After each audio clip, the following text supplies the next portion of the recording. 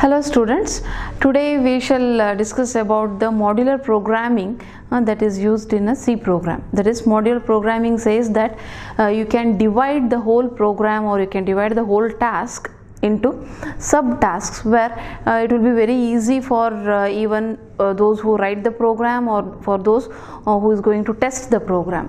So that's why the modular program is always a very best technique that is used in all of the programming languages that we use. Today I will concentrate on the modular programming of the C program which we write.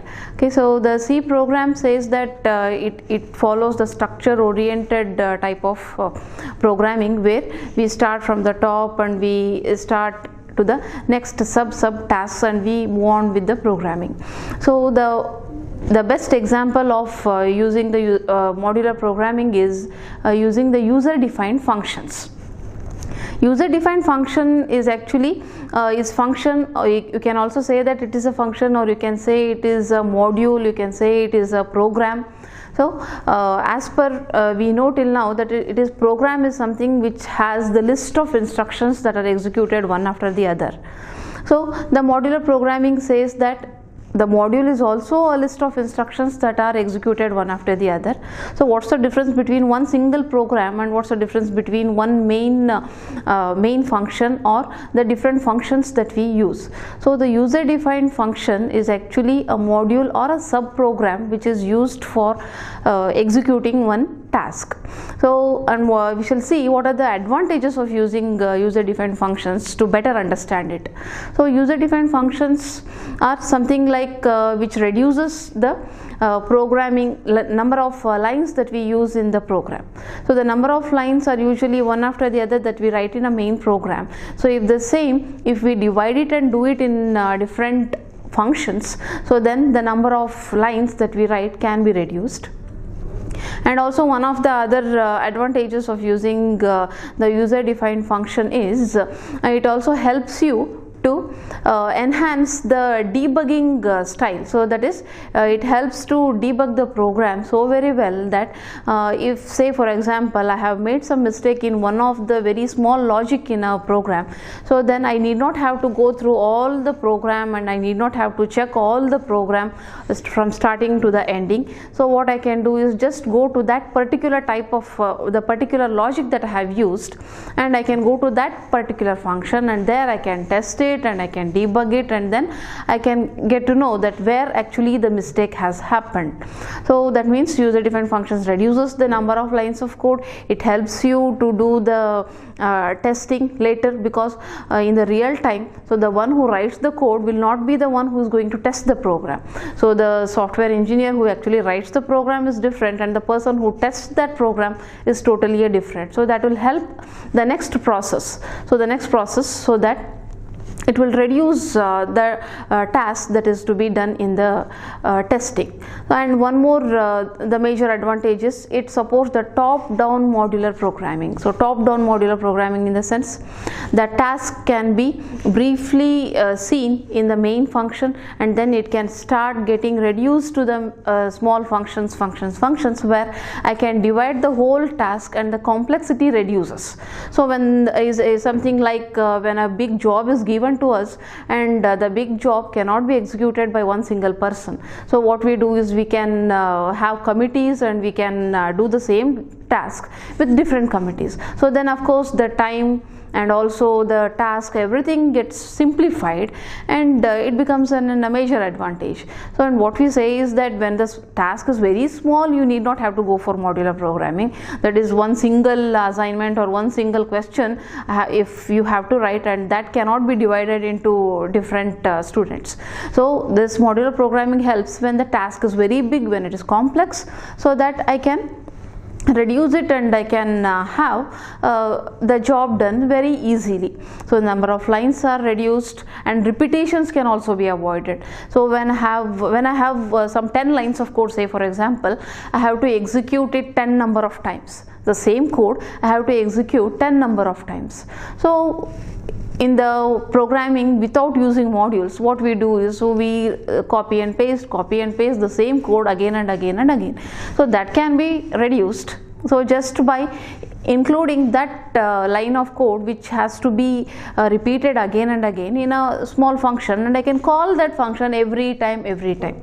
So that function is already there for me, so it is already saved, it is already returned, defined, that is there in the program, and whenever I want it I can just keep on calling it. So by that it also avoids the repetitions. Okay, so these are the different advantages of using a user defined functions. And how do we start writing the user defined function, or how to start it, how to call it, how to declare it? All that is something like the simple program that we write, that is main starts with a flower bracket and it ends with a flower bracket. In the same way, the function also starts with a flower bracket and ends with a flower bracket. Within that we write all the code that has to be written. So with an example we shall look into the function definition, function declaration, and also the function call. So these are the three main elements for a function. So function has to be defined, function has to be called, and before doing all this, function has to be declared. So we shall see one simple program of adding two numbers. So I want to add two numbers, but not in the main program. I have to add it in the function. So the add function will be used so that I will add two numbers, and the subtraction function will be used so that I will subtract two numbers. So like this. So for one particular task I can use one particular function, so that the task will be done for me in the add function, and the subtraction task will be done for me in the subtraction function. And whenever I find any difficulty, or whenever I find any logic change, anything, so I can just go into that add function or the subtract function. There I can change it, and I can call the same function again in the main function. Okay, so with the example we shall look into how the elements of the functions can be included in the main program.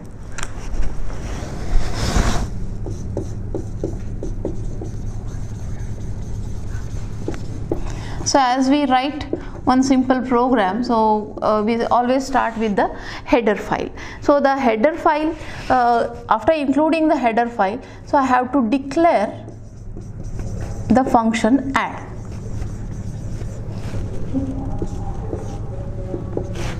And then I start the main function.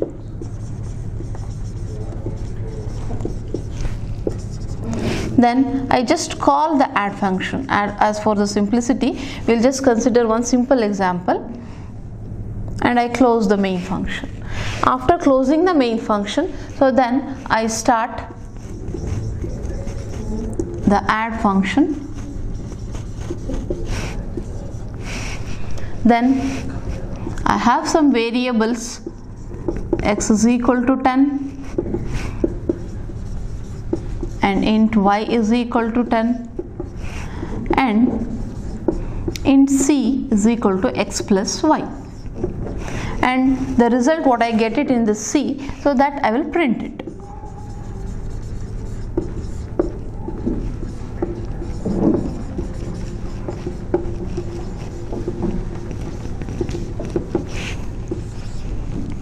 So this example says that I have declared the function add, I have called the function add, I have defined the function add. That is, this is called as declaration,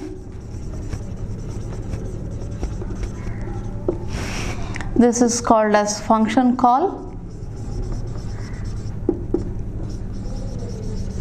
and this is called as function definition, and this full thing we call the function body. That is, the main function can do all the tasks, but when I want the main function to distribute the task among different functions, what I can do is I can just keep on calling such functions, any number of functions, one after the other in the main function. This is called as function declaration. That means that I have to declare the function before I start using it, that is, before I call it or before I define it, the function should be declared here, and this declaration is called as prototype declaration. And this is function call. So function call in the sense where I have to call the function function. So the function gets executed only when I have the function call. So it is something like making the function active. The function may be defined here or it may be declared here, whatever I do, but if I don't call the function will never get activated. So it is something, the process of activating the function. So the function gets called here, and here I come here and then the function executes. So before executing the function, you can see this full thing again, it looks like a small main program again. So what the main program has, that is void and main, and starting the bracket and closing the bracket, and then starting the flower bracket, ending the flower bracket. So it also looks like the same. So that's why we call function as one simple sub program. You can call the function as a sub program. So here whatever the tasks that I have to do, so all the tasks can be done inside the function, and that you call it as the function body. So if I want to add the numbers again and again, if I want to call the function add again and again, any number of times in my program I can call them. So that's why I say that it gets repeatedly executed by avoiding the repeated lines of code that we have to type. So instead of typing all this full thing, what I can do, I can just add the numbers, so just by calling repeatedly any number of times. Okay, so like this, if these are the elements of the functions, so we will have to look into again different types of functions that we use, that is categories of functions that we use. So categories in the sense, are there any examples where I have to pass some values to it? Otherwise, if I want to return the values from it, or whether I don't want to pass and I don't want to return anything. So like this, we have different functions. It is something like an example of, if I throw a ball to another court, I am in one side of the court, and I throw a ball to the another side of the court. So the person who is standing in the other side of the court, he will just catch the ball and he will keep the ball to himself. Otherwise, the person will throw back the ball to me. So like this. So what if I have to get back the value from the function? So it is something like I throw a ball and that ball should come back to me. So that example, we can say that the function is returning a value. So the function is returning a value. In this example, so we have not returned anything and we have not passed anything. So nothing is passed to the function and nothing is got back from the function. So what we have done is just executed everything, printed, everything is done inside that function, and that's why the return type of all these functions are void. So void in the sense it is not returning any value. So no ball is thrown and the ball doesn't come back again, something like, so nothing is happening, just the function is called and every task is done in the function itself. So this is called as, this example you can take it for no arguments, no return type. That is, I have not returned anything and I have not passed anything. From this function nothing is going to this function, and from this function nothing is coming back from this function. So nothing is going, nothing is coming back. So that's why we say no arguments, no return type. So in the same way, with the same example, if I should say that I will pass an argument, say I have to pass an argument. So passing an argument is something like throwing a ball, but the ball is not coming back to me. The task is handled in the other court itself and the result is also printed there itself. Okay, so for this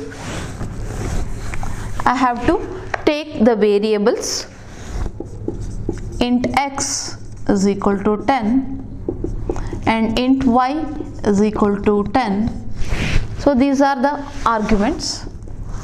These are the variables that I have in the main function, and now I have to pass these values to the function. So passing the value is done only during function call. So when I call a function, here I have to pass the values. That is, passing is x comma y.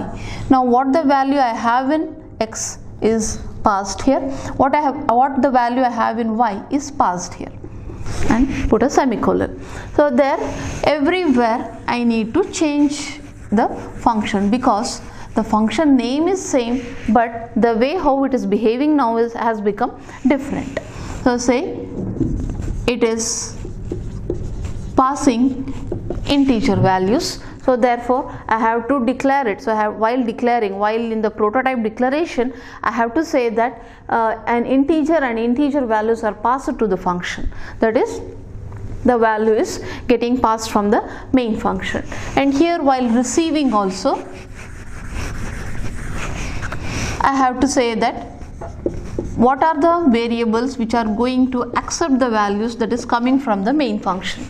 So the main function is passing x comma y, and this x comma y is will be caught there in P and Q. So no need to have these variables here again.